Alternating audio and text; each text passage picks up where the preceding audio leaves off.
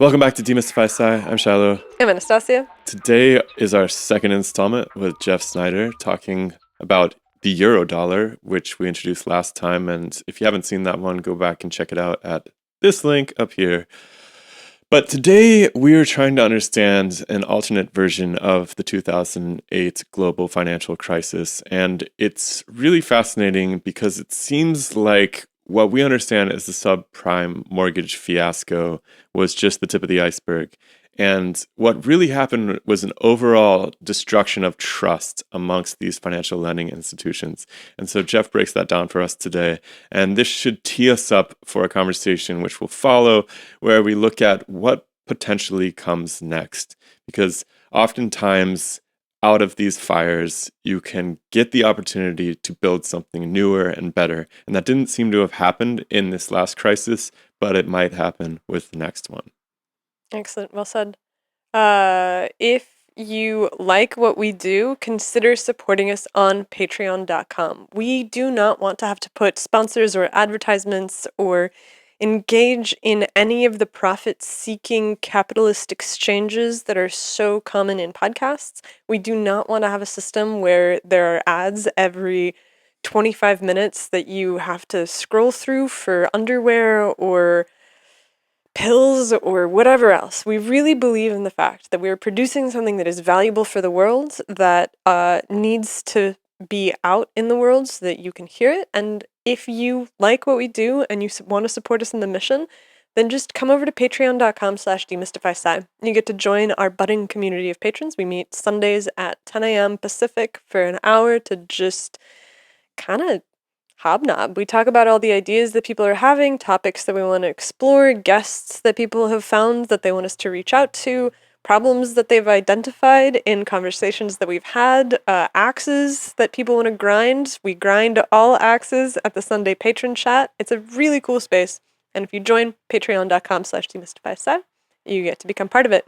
If you don't like Patreon, we have PayPal, we have Wise, we have cryptocurrencies. You can also buy a t-shirt that we are selling at cost, and you can spread the word about the podcast. You can like, comment, subscribe. You can tell a friend, or you can follow us on Twitter, Discord, Facebook, Instagram, TikTok, or Everywhere. We're out there. You cannot miss us. So you can buy just some come by. stickers and just slap them on things in the world. That would be cool too. Drop us a note if you want to start spreading Demystify Sci stickers everywhere. We'll send you a stack. Yeah, guys, enjoy this conversation and tell us your thoughts so that we can get them into the next conversation with Jeff. See you next time. The scientific revolution starts now. Demystify Sci podcast. Let us see in the dark.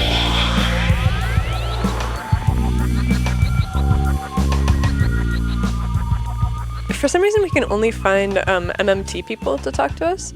Why is that? Do you have a sense? Are they the only ones with enough free time? Are entirely insular. It's basically a closed society. I think there's two reasons for it. Is one, there's an arrogance about it. The old joke is that economists have physics envy. You see some of the original physics equations, they're really elegant and nice. And then you see the economist equations that are like 17 times longer for stuff that isn't actually something that you could put down in a quantifiable formula. So there's always that arrogance that we're the really smartest people in the room. We got all these massive equations. They're all worthless, but we have these massive equations. And the other thing is, I think they know it. I think a lot of them realize that economics, especially econometrics, has gone way off the rails.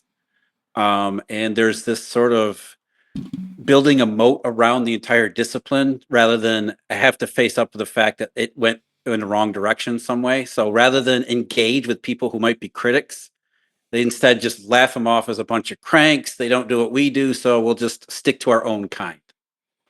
And there's no real desire to engage on a grassroots level, which is, I think, because of these things. There's a lack of confidence in what they do. And it seems like it's working out for them more or less okay because they maintain their positions in the world of finance and as government advisors and perhaps even chairs of university departments. And how do you have to ask your question, why is that?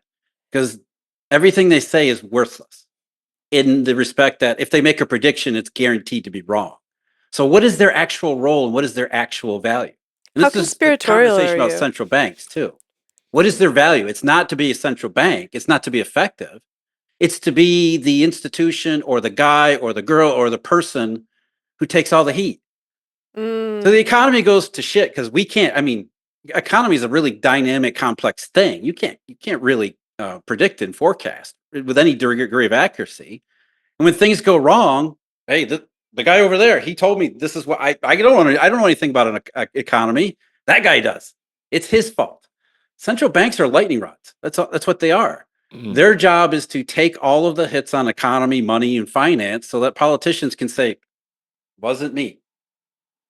It's the same thing in the big banks. Economist's job at a bank is not to actually project the economy in any useful way that traders use. It's to be a marketing agent. So we have this really smart looking guy who has a bunch of equations. They're all worthless. Doesn't matter. Come bring all your assets to our firm because we have these smart looking people. That's what economists have become. And that's why, again, it gets back to, on some level, they know it. They know they're just tokens.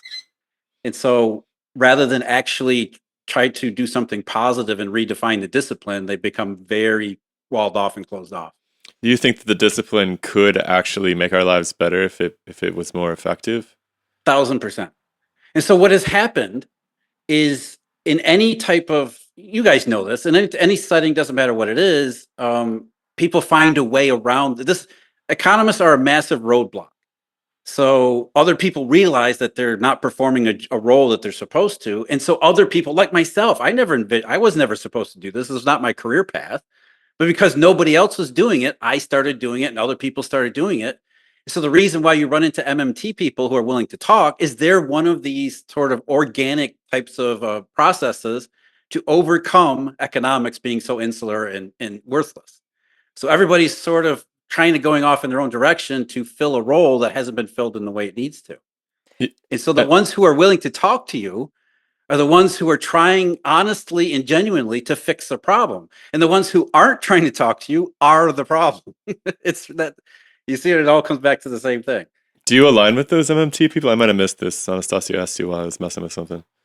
I know of quite a few MMT people. I think a lot of them are nuts. I think a lot of them have a political agenda. But we start from the same type of place. I think, let me back. A lot of MMT people genuinely want to help. They really believe that what they're doing is a positive thing and that they can help solve a bunch of problems. Why do you say they're nuts, though? Let's say that again. I said, why do you say they're nuts, though? You don't have to name names. The solutions that they prefer have been tried again, and they never work. I mean, they're basically socialists in economics clothing. So they're trying to figure out a way to justify a socialist program using a monetary or fiscal background for it. Yeah, I can never get to the bottom with these people. Like, it always comes down to, we can print as much money as we want, and then you kind of push on that a little bit, and they just start the loop all over again. They're like, as long as you spend it on employing people. I think that's the key. Thing. They're like, as long as you're spending it on employing people, but... They often will say, though, like, there's a limit to that, but they won't put their finger on where the limit is. True, and I feel like they lack an analysis of corruption. There's always this assumption that government can do it better because it's unspoiled by the profit motive, right? And that's just nonsense. I mean, what government official do you know? And I know quite a few that is not spoiled by personal self-interest. It's like, come on. Or corruption. Even if they're not, even if they, like, let's say in some obscure and absurd world, you could put together a government of people that were not spoiled by corruption. All the contractors and stuff that you hire that have to quote you how much a bridge is going to cost when they know that you can print as much money as you want in order to pay for that bridge will quote you however much you will stand to pay. And so it just seems like this perpetual flywheel by which... What ends up happening is then the MMT or the government bureaucrat has to decide what the right price is. And in doing so, they create distortions that are harmful distortions, first of all, but also that gives them a tremendous amount of power, which also means that power just alone is going to corrupt that entire process. So this is a really good segue into what we were talking about last time, because last time we kind of talked about the way that the Eurodollar had evolved as this global reserve currency where banks were able to issue loans in order to keep things going. And so in some ways they were playing the role of the person who was deciding, how much a bridge should cost or how much a venture should cost or whatever else. But presumably because there's a bunch of different banks and not a single bank, there is some level of competition that allowed them to set the prices for how much a construction project should cost. And so it kind of worked. But we multiple times during the last conversation mentioned that this all fell apart in 2007. And I was hoping that for this one we could talk about how and why it fell apart in 2007 and what the obvious fractures of that still are. Because I think a lot of people are like, okay, but yeah, well, we had a financial crisis in 2007, but we bailed out the banks and now everything's kind of moving along as before. But you don't That's think so. the real sticking point, is to get people to realize that it's not moving along as it was before. And it's understandable why they would have that impression, because the entire official, the establishment, for lack of a better term, has made it its mission to make you believe that everything, that 2008 was a long time ago, forget about it, everything's fine. The economy's been, before the pandemic, the economy was booming. So that's what they said about the United States. The unemployment rate's really low. Forget about all the tens of millions who are no longer included in it. As long as the unemployment rate's low, I can say that the economy's booming, and therefore we fixed whatever happened in 2008. It was a bunch of subprime mortgages. Our bad, we'll never do it again. We did a bunch of QEs. Everything is now fine. The economy's booming again. Don't bother thinking too much about it, and certainly don't ask any hard questions about what really happened. It's all about getting people to go back to the status quo, which is really what government's job is to begin with. Is, okay, something happened, but we don't really want to look too deeply in it, because then you start to really realize what's going on here is that everything is really just an edifice. There's nothing behind it. Like, I think a lot of us saw the movie The Big Short or something like that. Is there a different story to the one that we're familiar with? Anything that suggests that subprime mortgages were the reason why we had a crisis is unhelpful. Okay. I'm not blaming. Let's unpack that. Because the subprime mortgages played a role in what happened, and they may have been the spark that lit the fuse, but they were not the reason why there was a crisis to begin with. And there was certainly a story behind it, and I think most of it was fictionalized in the movie and the book. But that it left the wrong impression that this was about subprime mortgages. It was much, much bigger than that. And really, it was a breakdown in the Eurodollar system, which again, governments don't want you to know about, because that would mean that you understand that the global monetary system is a global monetary system run by a cartel of banks. That's not the kind of information that any of us have ever heard before, nor is it the kind of information that people, upon hearing it the first time, are going to be willing to accept. That, wait a minute, hold on here. You've been saying the Fed is the one that prints money, the Treasury Department, all that. Now you're telling me that Mitsubishi UFJ in Japan is the one that actually keeps charge of the US dollar? Wait, this is too much information. That's too big of a thing. So everything that has been happening since then is to obscure that fact. There's a whole thing about LIBOR. Why did they get rid of LIBOR? They got rid of LIBOR because it was the main interest rate for the Eurodollar system. What was LIBOR? So the fact that anybody was talking about LIBOR meant that you were talking about money that you weren't supposed to know was existed. Remind us what LIBOR was. I remember this being thrown around 2007, 2008, but the specifics of I have glossed over 2008 as subprime mortgage crisis, and that's just how it's filed. And so you're going to have to remind me of these moving pieces. LIBOR is the London Interbank Offered Rate, which used to be, which was basically the main rate that priced pretty much everything. Everything built off of that rate. And it was, as the name implies, London-based. The reason it was London-based, as I think we talked about in the last time, is that much of the Eurodollar-based activity happened in the city of London. And so LIBOR was the main Eurodollar rate. Even though it was the city of London, it's in the UK, it's US dollar denomination, and it was the one that priced basically everything across the world. So we have outside banks who have their own interest rate. They have their own way of setting it. And what it did in 2008 was it revealed, first of all, that there's a problem in the Eurodollar system, not subprime mortgages. There was a monetary shortage outside the United States across this Eurodollar system. And that's what LIBOR said. LIBOR said, hey, there's a vast monetary shortage out here. That's why the LIBOR rate spiked. And as the LIBOR rate spiked and said that there was a panic in the outside in this Eurodollar system, it also revealed that the Federal Reserve was powerless to do anything about it. There's another reason to get rid of LIBOR rate. So LIBOR was basically Eurodollar based. This is what really happens. Forget all the stuff you hear on TV. This is the stuff. This is it. I mean, there's a lot more that goes along with it, but if you're going to distill the Eurodollar into a single interest rate, that was it, LIBOR. And what happened with LIBOR after the crisis was that the Fed did all these QEs. Everybody said they printed a bunch of money. And we had another crisis in 2011. And LIBOR started to rise again. And so it's not coincidence that in 2012, the year after that, as LIBOR said, all this money printing the Fed does is not money printing. It's not ending up where it's supposed to. There's an unfixed problem here. We're 3 years after the crisis, and we're having another one in the same place and in the same way. So in 2012, all of a sudden, LIBOR is the crime of the century. There's this massive scandal, and they have to get rid of it. But because it's so important, it took them over a decade to actually get rid of LIBOR and replace it with a rate that doesn't actually work. That's how absurd this all is. They replaced it with, and I know I'm getting off into a bunch of different weeds here, but it really does distill this entire thing. They replaced LIBOR because it gave people too much information about reality and replaced it with a rate that is not an alternative for it because policymakers didn't really have any other alternative or come up with an alternative. It's one of these stories that really goes to show what's actually going on here. So let's rewind a little bit. LIBOR is this London interbank offer rate, and you say that it spikes because there's a limitation in the monetary supply in Europe? Not Europe, not specifically Europe. That's just where the banks are located who submit their opinions on what the rate should be.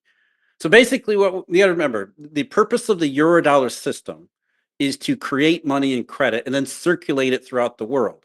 And the way that which it actually circulates is through these banks. So in many ways, what happens is a bank will have money or create money, whatever the case may be, something on their balance sheet. They don't have anything to do with it. They'll transact with another bank. This is why it's the London interbank offered rate.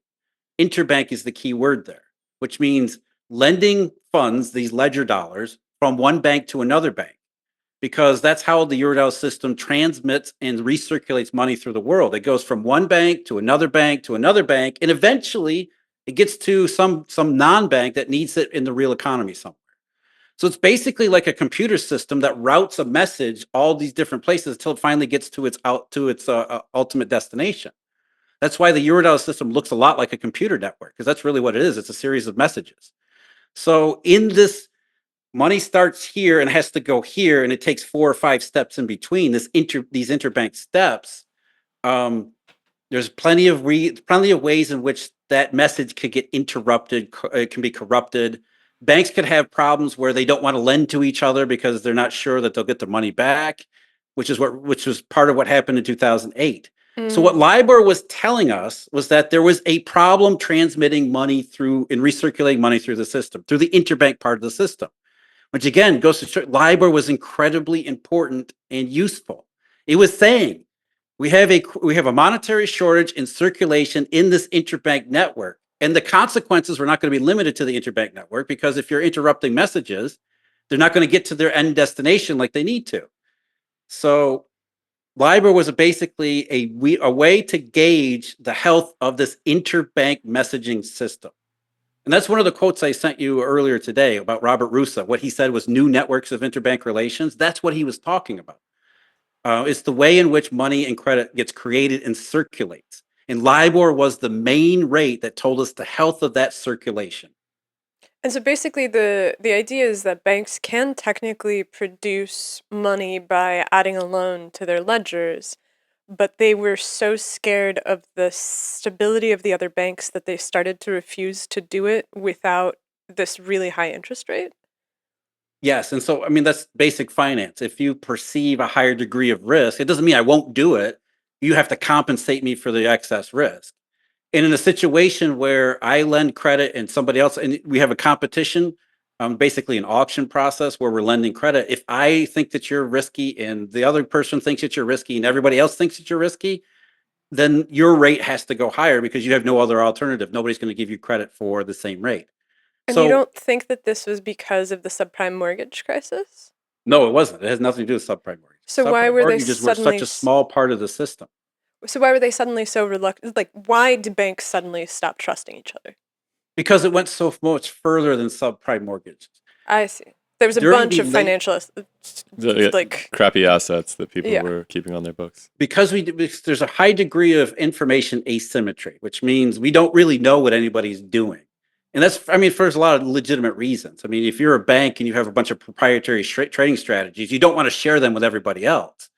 And when everything's going well, I mean, that's fine. Everybody has their own black box model. They're operating however they want to, and it seems to be working. We don't really question each other. But when things start to break down, and this is where the subprime mortgage story has a legitimate place, it started people asking questions. Okay, you guys went crazy over here with subprime mortgages. What else have you gone crazy with?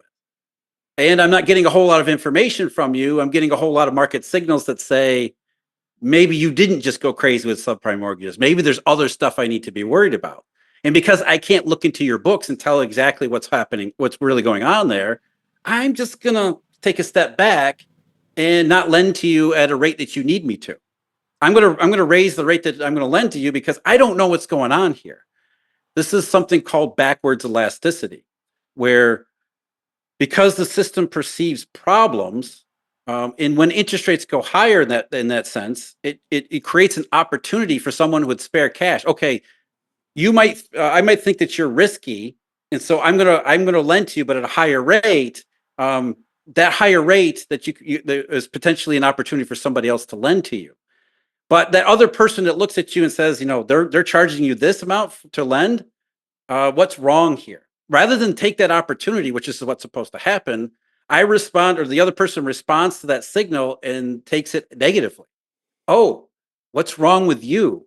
Jeff over there is going to lend to you at a higher rate. There must be something wrong. I'm not going to better that. I'm going to charge an even higher rate.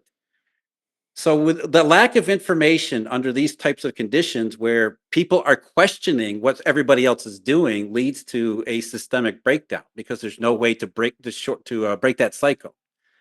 And it's not just about subprime mortgages. Again, that's where it kind of started. It's okay.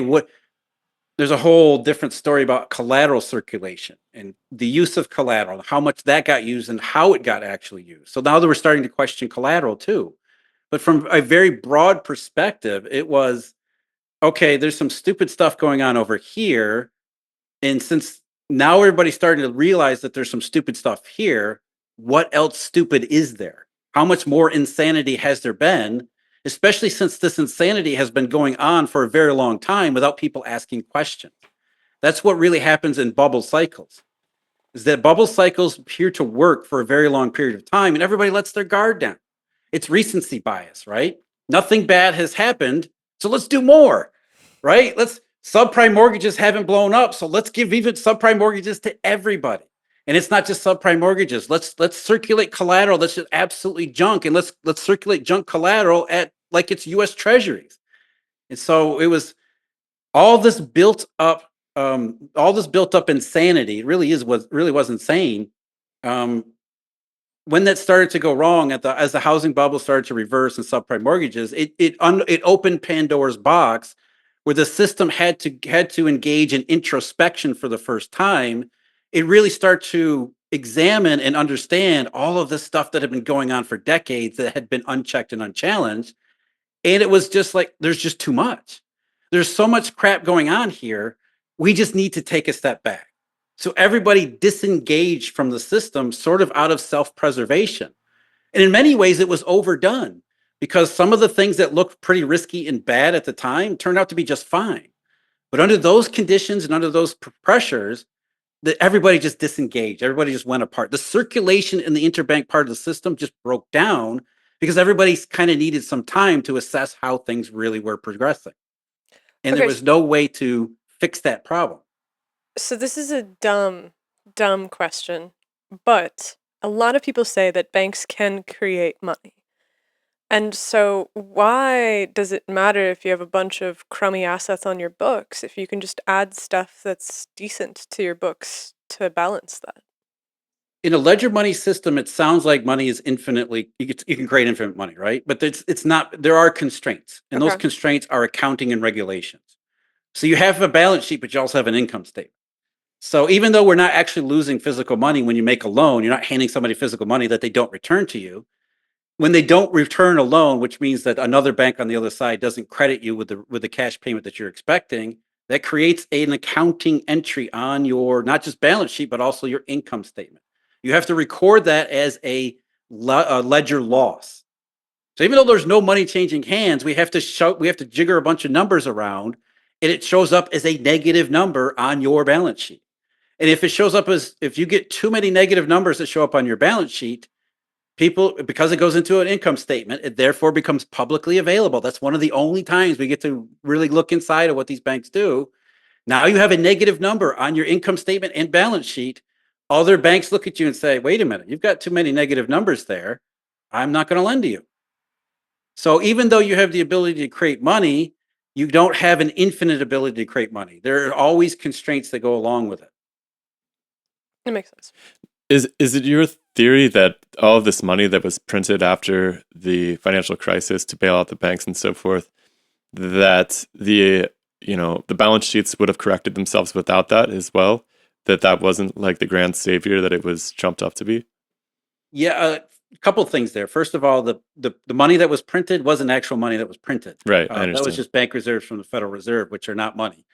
And yes, I think that what would have happened had there not been the bailouts, I think there would have been a much harsher short run period. As bad as it got, it probably would have gotten worse, but that it would have been worth it in the long run, because what you get is more of a symmetrical type of recovery. So as much and as far as it goes down, it should come back up the same amount.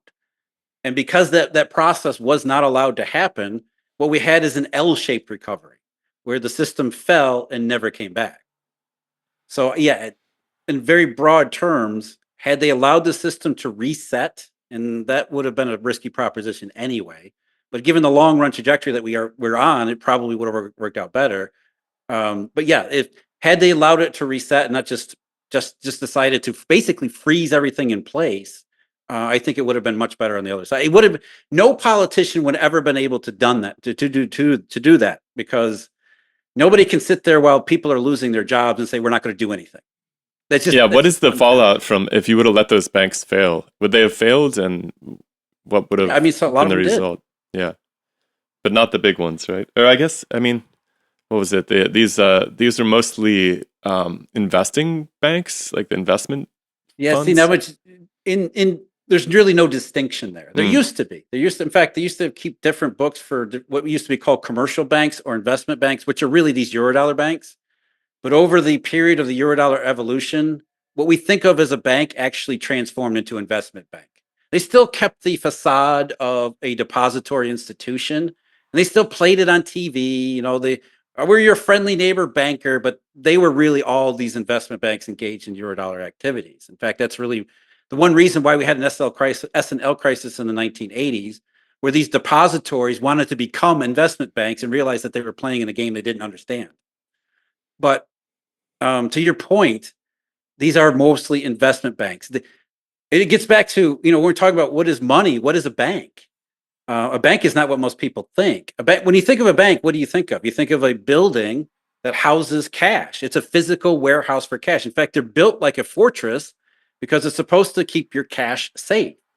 But in a ledger money system where we don't use cash, what good is a building with a vault? There's nothing in it.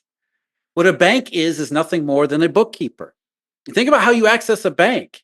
You get out your phone, you scroll through your account, and there's a ledger.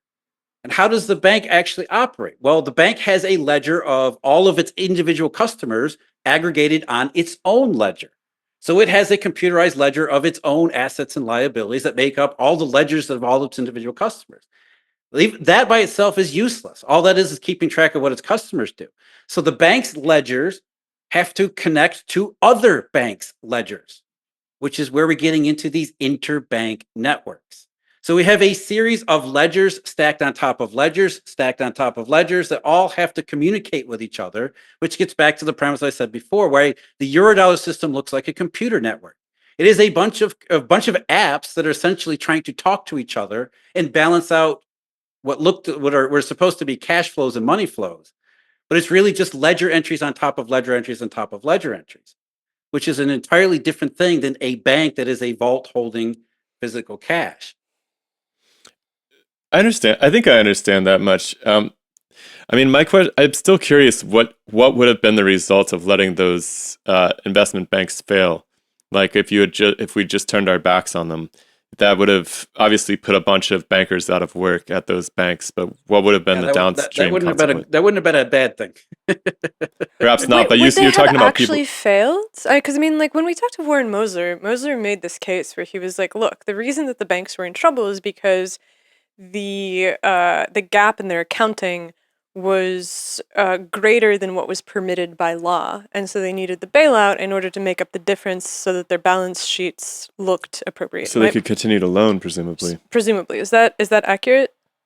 In an accounting sense, yeah, but some of those accounting losses were not money losses. Those were just because of illiquid markets that created bad inputs. I don't know how much time I'm going to spend on this part, but there's a whole story there. Essentially, the accounting rules that were adopted meant that any of these increasingly esoteric assets that these investment banks engage in had to be priced based on market inputs.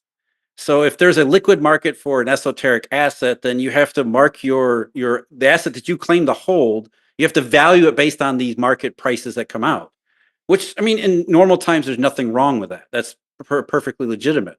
The problem is when the marketplace itself becomes illiquid, and becomes illiquid because of what we just talked about before. The circulation of money in the interbank system starts slowing down. One of the consequences of that is that these marketplaces don't have access to liquid funds that allow transactions to take place on a normal basis. Instead, what ends up happening is participants in those markets have to sell assets because they can't fund the assets that they hold. And as more people sell assets because of these monetary liquidity reasons, what happens to the price? The price of the assets plunges. Not because the actual economic value of the assets doesn't change, but the market price of the asset changes because the market itself is illiquid. Now think about, I mean, Nobody trusts it. God, this is so this hits at the core of something, which is this transformation of dimensions of objects, where you have, like you say, economic value versus market value, and value is the same word that we use to define both, and yet there's different dimensions. Completely different. I mean, that's an absolutely tremendous insight, because what the Eurodollar system really does is transform. Its whole operation is transformation. Same way. And there's a whole reason. Legitimate, honest, good reasons why it does that. You talk about interest rate swaps, for example. They're nothing more than transformation agents. They're made to transform how money works and in what fashion and for different purposes. But get back to where we were before. I forget where we were before. We were talking about whether or not letting the banks fail Yes, would the have caused accounting them issue. to collapse or not. Okay, so the accounting issue. So you have this breakdown in the circulation of money through the interbank system, which means that there's not enough liquidity in financial markets. And so assets that are otherwise economically viable, suddenly their market price plunges. But because of the accounting rules say that banks have to value the assets that they hold based on market inputs, and the markets just became illiquid to the point that asset values are plunging because of illiquidity, not because of changes in economic value. Now they're creating losses called other than temporary impairment losses, OTTI losses, that the banks had to run through their balance sheets and income statements simply because the market price changed, not because the economic value changed, because the market price changed. And so what we actually did was we transformed, yet again, a liquidity problem into a banking problem. Because now these banks have to value these assets based on the lack of liquidity in the marketplace. And then because that created accounting losses in otherwise money good and economically viable assets, that made the other banks look at them and say, you got tons of losses there. And it doesn't matter, you don't actually have losses. That's just the market value that the government says you have to price. It creates even more distrust. Even if you say, well, these are just the OTTI impairments that I'm forced to do, I don't really know for sure. So it's another reason for counterparties across the interbank network to take a step back and disengage. So it's another way, it was another angle spreading contagion through the system because it was forcing the system to reprice based on bad inputs. And so I mean, they look to the government as a bailout because they have this accounting issue that they have to deal with and no other way to deal with it. Well, that's not true. They had another way to deal with it, which is actually what ended the crisis. They removed the mark-to-market requirement. So the mark-to-market FAS 157 was, I believe, proposed in late February 2009. I think it was adopted shortly thereafter, and that's when the crisis ended. So once they removed the requirement for banks to value their assets based on illiquid inputs from these markets, the crisis ended. Because now we don't have any of these accounting losses funneling through bank balance sheets. But what Mosler said, from what I gather, is correct. Banks had these accounting losses that ate a hole in their capital on their balance sheet, and so they needed some way to refill it. And the only game in town at that time was the government, or the other option was to get rid of the mark-to-market requirement, which is kind of both of what happened. So it seems like you trace all of this back to a lack of trust between these banks. If you were king of the world, is there a way you could have stopped this whole waterfall from being let loose? That's where we get into the sticky issues about the lead up to the crisis, because nobody really stopped and thought about too hard how all these things work together. It was just, remember, this is an ad hoc evolution. Nobody sat there with a blueprint and said, we're going to put this here, and this here. It just kind of all grew together. And it's sort of like, an overgrown forest heading toward a wildfire. Nobody stops and thinks, this place is still going to burn down with a simple spark. We haven't had a wildfire in a long time, so therefore we must be safe. So there was a lot of just complacency, and because it got to be so overgrown, there was no way to go back. There's no way to take a couple steps back and, okay, let's pare off a little bit of risk here. It was either an all or nothing at that point. It had been allowed to overgrow for so long, there was really no way to go back without just setting the whole thing on fire. Because once you stopped and thought about everything that went on, like I said before, it was, okay, you did this stupid stuff with subprime mortgage. What else is there? And as it turns out, there was a lot of other stupid things, but that had been allowed to build up over time because there's nobody watching the systemic angle. Regulators had no idea what was going on. Remember, this Eurodollar system exists outside the United States to begin with, and it really exists outside of everywhere. Offshore in this case means really offshore of everywhere. Even though most of the banks were located in, say, like the city of London.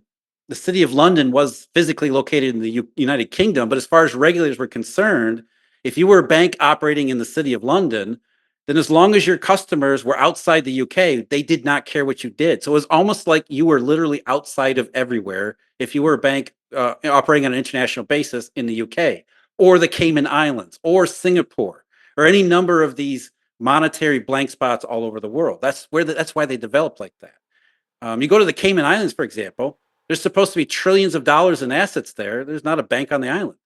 There's a bunch of lawyers. There's a bunch of brass plate names. There's accountants all over the place, but there's no banks there. It's all really fictions. Like you said, it's how do we transform something that is virtual into real? And that's what it really does.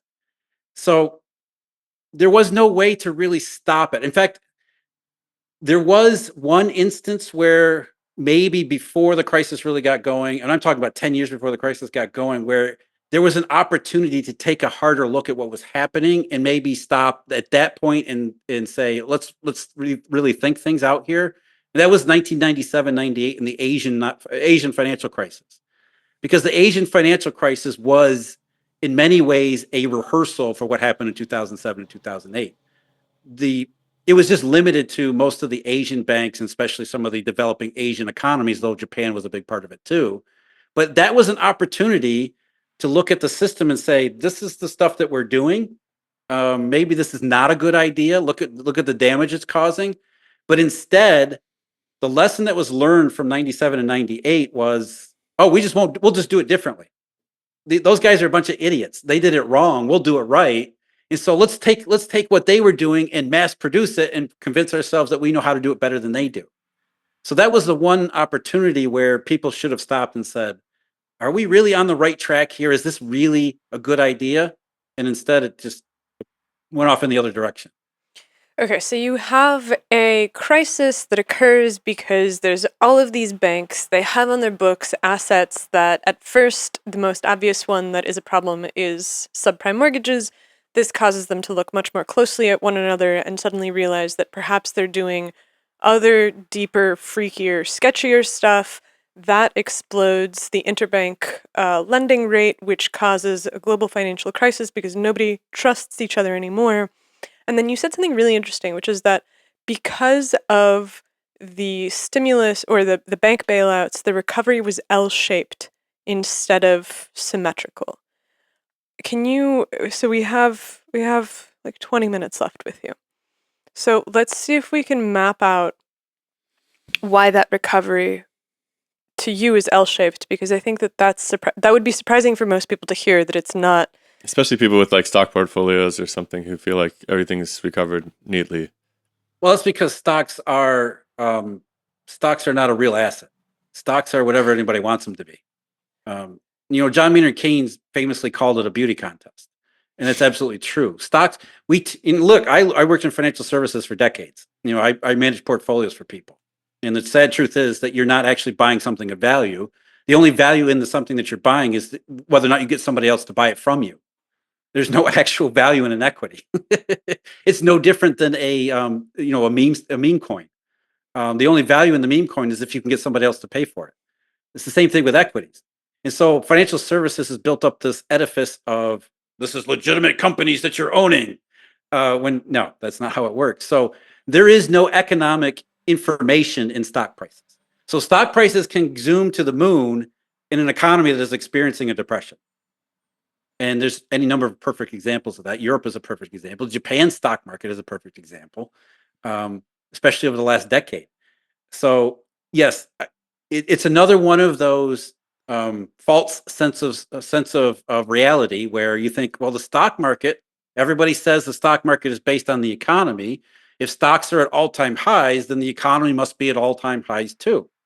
And it really doesn't take any more than a couple minutes to disprove that. Just get out a chart of GDP in any country you like, and what you'll see is an L-shaped recovery after 2008. We might need to put a trend line in so that you can actually see it better, because when you look at GDP, it continues to rise. So even though GDP might be at an absolute high, it's still not on the same trend that it was before 2008. In fact, the gap is absolutely enormous.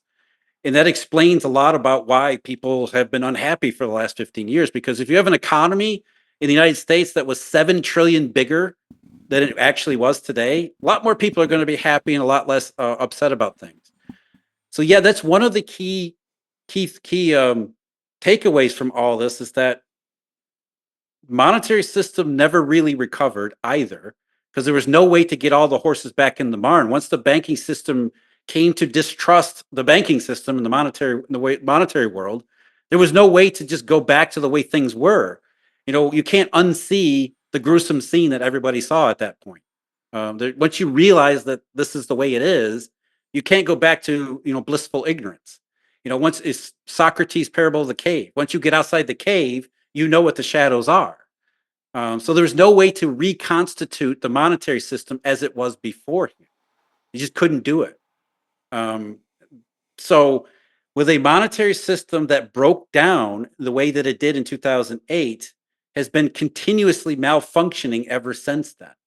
And because the monetary system's sole purpose is to flow money and credit and circulate and redistribute money and credit throughout the world, and as it malfunctions, it doesn't circulate money and credit throughout the world in the same ways it did before, it creates enormous frictions on real economic growth.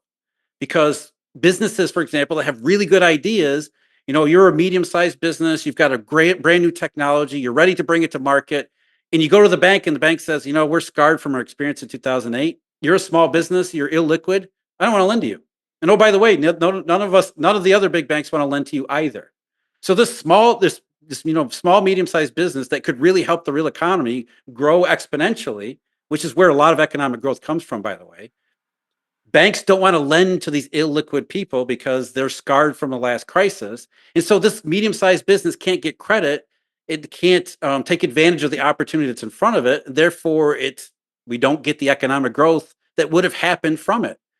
And not only do we not get the economic growth from that one company that doesn't get credit, we don't get the knock-on effects from that company that would have soared. It would have hired a bunch of more people who would have spent more money, which would have meant more money flowing through the economy. More stuff got bought and more investment in other places.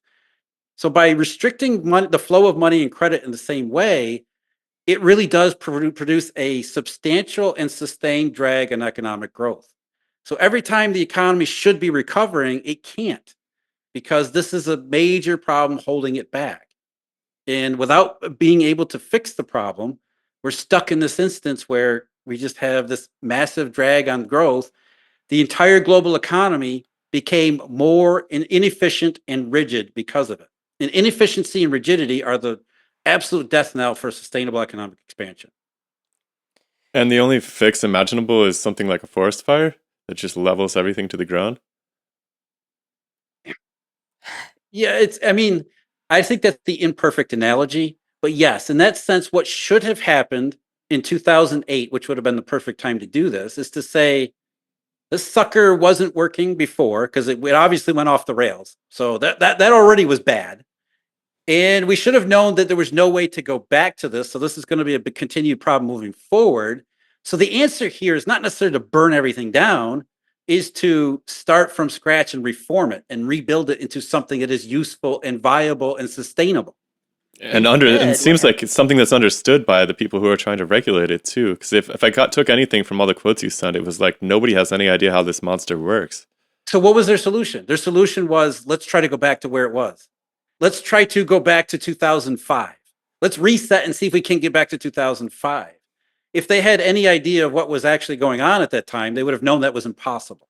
Well, it's alarming because a lot of the quotes that you sent were not from the 2000s. They were from like the 70s and 80s, where already they were like, we don't know how this is working and we can't keep track of the monetary supply and we don't have metrics that will inform us about what's actually happening. And so it's even worse. They don't know how to define it. Yeah. You can't keep track of something if you can't even define it. And so they kept saying, we don't know how to define this. We don't know how to define it. So, that is a crucial insight too, is that regulators play this role where they're on top of it. We've got this covered. In 2008 exposed the fallacy. Again, what does LIBOR really do? LIBOR exposed everything. So let's get rid of LIBOR, which again is a perfect example of what I'm talking about. Instead of taking LIBOR and saying, this told us something valuable that we should follow, let's follow that thread to the very end. They're like, hell, we got to get rid of LIBOR before somebody figures this out. And that just goes to show what regulators really do. They don't really regulate. Their whole job is to just placate the public. So back to your question is, there was no way that regulators could have reformed the system in 2000. They didn't know enough about it. So it would have been incumbent upon either somebody outside the system, somebody outside of the regulatory body in the government, which that wasn't going to happen, or the participants of the system themselves. But at that point, they were just more interested in just surviving until tomorrow. So what really needed to happen was somebody from the outside with enough influence to say, okay, this system had its run. It was really good for a while there. It's done now. Let's start from scratch. Let's redo this. But instead, we got regulators who didn't know their job, bankers who didn't care about anything but just surviving till tomorrow, and everybody just trying to apply as many band-aids as they possibly can just to see if they could bridge the gap until maybe the thing just heals itself on the other side, and it all just magically gets put back together. The analogy here is really Humpty Dumpty. So all the king's horses and all the king's men had no chance. But it just seems like no one really has the chance because the entire system is built on trust, and you have two opposing forces at play, which is the fact that the people who are creating these weird and exotic assets that make them a lot of money are very interested in creating as many of those assets as humanly possible in order to pad their balance sheets and their own pockets. And so they'll stop once they're caught, but then won't they just continue to create new types of assets that allow them to continue beating whatever's actually happening in the world? That's why we don't want to go back to the way it was, right? Right. So when I talk about the Eurodollar system, people think I'm a proponent of it. I'm actually not. I'm just here to tell you how it worked so that we can realize how it worked and then realize what we need to do so we don't go back there. So yeah, I'm not saying that we should have gone back to 2005. I'm thinking that was never possible, nor would it have been a good idea. So you're right. What should have happened in a monetary system, there's an argument whether or not this is actually possible. Can you have a system that's built upon individual self-interest ever be governable? Will it ever get to a point where, or will it always lead to a point where, because of self-interest and because it seems to work for a very long time, that people just they let their guard down and do stupid things? Because when you look back through history, there's been any number of bubbles through history. They all share the same exact traits. And it may not be a problem with monetary systems. It may just be a problem with people and humanity. We're just wired into these types of things. And so after studying this for as many years as I have, I think what the goal should be here is to realize that these monetary systems come and go through time. And they're never going to be permanent. So we should put together a system knowing that as we're putting together a new system, our grandchildren are going to be doing the same thing. Or maybe if we're lucky, our great grandchildren will be talking about the same thing. And so our goal here is to maximize as much of the upside as we can while the system works, realizing at some point it's going to turn into a disaster. And sort of like plan for their deaths in some sense. We're born into the grave, right? So every monetary system is born in the same way. It's going to end in the same way. And gold systems, fixed money systems, they all end in the same way because the issue here is humans, not money, not economics. It's people. And so it seems like building a parallel system seems like that's the program that's necessary. Then is to have something ready to go. There's a positive in all this. So while governments are worried, they're just maintaining the status quo, throwing any number of QEs that they can to get people to go to sleep. And hey, look at the stock market zooming ahead. There are people, a lot of very smart people, and I've worked with some, who are building parallel monetary systems trying to solve this problem. It's cryptocurrencies, digital currencies. You think about how the Eurodollar system itself evolved. Eurodollar itself was nothing more than the second stage of a very long evolutionary process of ledger money. Ledger money goes back into the Middle Ages, and it took a very long time for ledger money to become bank money in the 17th and 18th and 19th centuries. And then in the 20th century, the Eurodollar took that a step further and became this circulation, bank-centered global monetary system that it was. And it was a very good thing. It was absolutely a good thing. Think about the unparalleled prosperity that we experienced all around the world. You look at these emerging market economies that were dirt poor, subsistence farming. Now they're major middle-class powers. So it did a lot of good, but again, it was inevitable that it was going to fail and go off the rails. And it has opened the door for essentially a third evolutionary stage in the ledger money process, which is digital cryptocurrencies or decentralized monetary currencies. We already have a virtual ledger money system. People don't know this. We've had one for decades. Everybody uses it. Every time you transfer money on your phone, you use a virtual currency. It's just that it's a bank decentralized system rather than a truly decentralized system. So go ahead. I would say just there are private sources that are working on this very problem. And I'm not talking about Bitcoin. Bitcoin has gone way off the rails. Bitcoin has become a NASDAQ stock and has been, it's all about hype rather than actually being a payment system. But there are digital currencies that are working to become payment systems and monetary systems in their own right. The problem that they're encountering is that the banking system had centuries of a head start, had enormous advantages that private, individual projects don't. So they had a much easier path to adoption and eventually domination than private currencies that are basically starting from scratch. And they're realizing that the Eurodollar system, for all of its faults, solved a lot of the impediments they keep running into in ways that are very difficult to overcome on the outside. How do you move money from Singapore to Brazil to, say, Paris? It's not as easy as you think. And the banking system had developed a number of ways to make that reliable, cheap, and efficient that is very difficult to do and replicate on the outside starting from scratch. But the positive here is that there are lots of smart people with lots of resources dedicated to solving at least parts of these problems. And eventually, given enough time, I think they will eventually be successful in solving them. So The idea that we should have restarted in 2008, while we didn't do that, in some ways we are doing that now. It's just in a very, very long development process. Yeah, I mean, I think hopefully we'll have one more conversation after this, and maybe we can unpack some of those alternative plans. And And do like a breakneck tour of the evolution of money, right? Because we've done a lot about this idea of money as barter, money as debt, money as actual, gold standard money as ledger. And if I'm also interested in how these cryptocurrencies and the digital media or the digital monetary exchanges are going to deal with taxation, because it seems like that's where the government really has its fingers in the pie. If as long as it's demanding that you use its money to pay it back, then you need to have some way of raising that money. Even if you just own some land or something, you're going to have to come up with some of that government money. Yeah, that's an argument that goes way back. I mean, the chartalists of the late 19th century and early 20th centuries made the same argument that money would be whatever governments designate by taxation. That's not true either. Okay.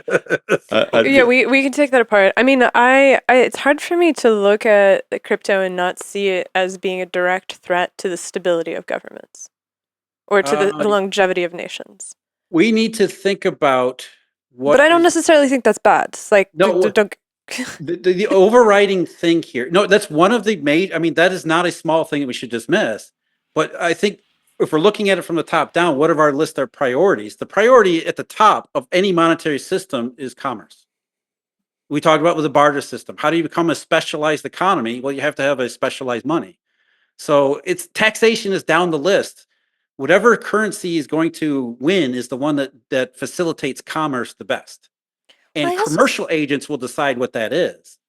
Yeah, I think that there's something interesting about our transition from feudalism into capitalism, where it was a system that was put in place by kings that was then sort of squeezed and maneuvered in order to fit into a parliamentary system, and then it was expanded and sort of bolstered in order to fit into whatever banking system. The banking system of the Americas. And so it's been this continuous evolution, but it's a system that emerges alongside of the emergence of civilization. And we've been reading, I don't know, how much David Graeber have you read?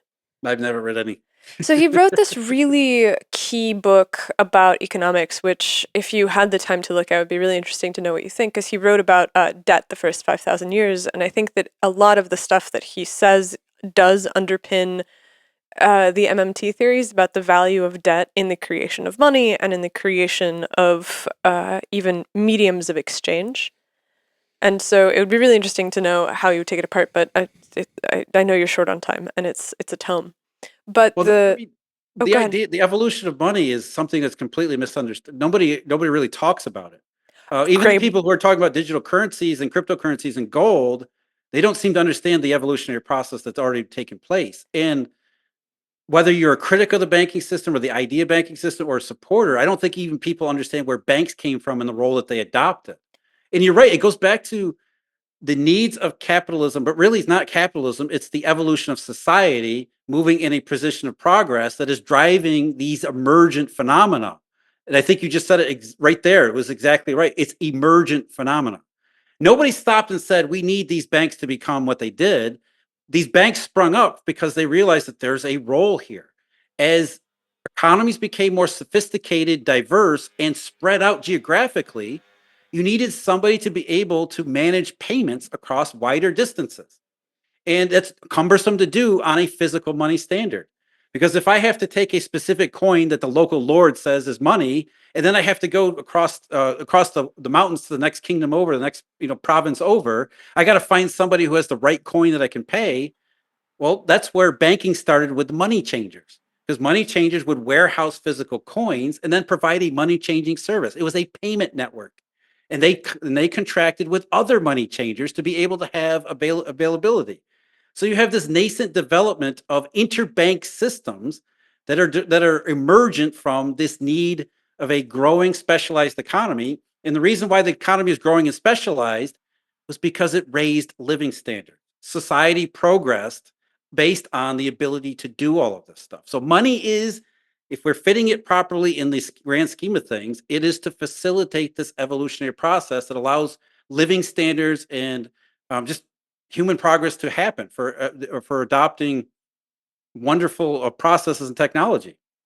And what's really crazy is that if the system has fallen apart on the level of bank-to-bank trust in this global pool, whenever people talk about the reserve currency being replaced by the Chinese yuan, it's not going to fix anything because it doesn't matter what denomination you're doing your banking in, because what you're saying is that there's a lack of trust and am I using these words correctly? Whether it's miles or kilometer, you can't break the speed limit still.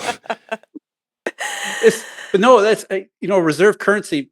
People who often talk about a reserve currency don't know what they're talking about. They don't know what a reserve currency actually is. They think what matters is the denomination, and it doesn't. It doesn't. The denomination is secondary. The denomination is like the programming language that we use to run a network. It's not actually the network itself. So you're right. If the network itself if we've got a bunch of broken wires and hardware, doesn't matter what software you're trying to apply to it, the messages aren't going to go.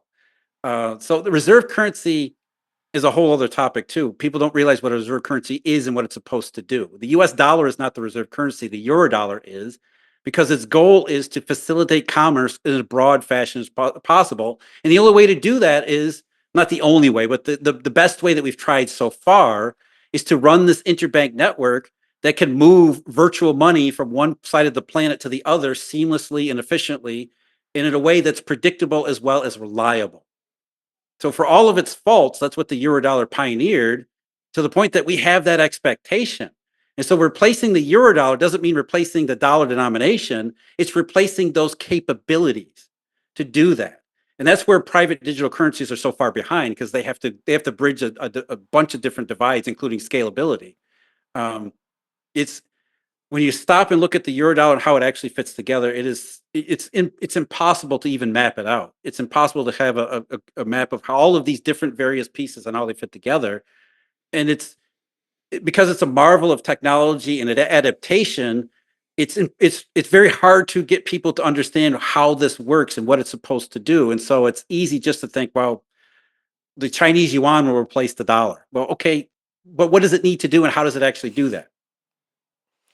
Yeah, I've never, there's actually only one other subject that I've encountered where so many people have opinions and they're dead certain that their opinions are correct about esoteric and complicated things, and that is particle physics.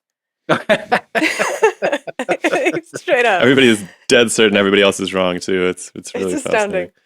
Well, at least in particle physics, you at least have math that works. So at least at some point you can say this equation and the math actually adds up or it doesn't. Whereas in social sciences, there is no reducibility down to a central truth. Nobody knows what the math means, though. I was going to say there might be less of that in physics than we realize.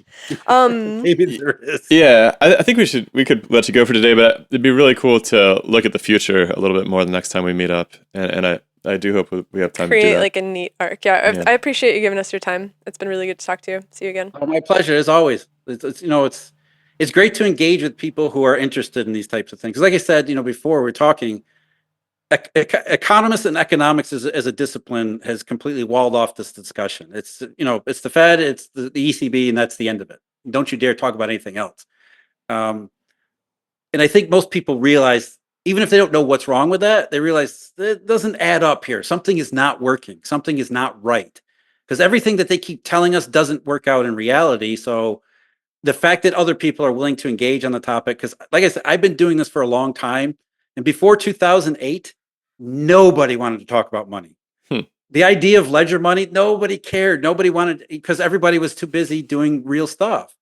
And even after the crisis, people were like, yeah, we don't really want to talk about it. It was really around 2013, 2014, 2015 that the topic started to become more acceptable and more people got interested in it.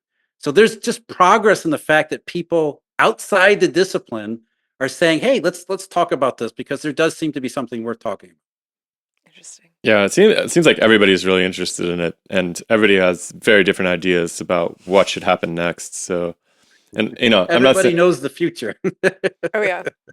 And it's really good to get a perspective that is not just MMT, because I love the MMT guys and ladies, but it's I can tell that it is deeply one-sided, and it's really funny when you can see somebody's political beliefs kind of shining through the holes in the theory, where you're like, well, what about that? And they're like, well, we'll get back to that, and then redirect. It's hard to find pushback how too. to properly state their premise.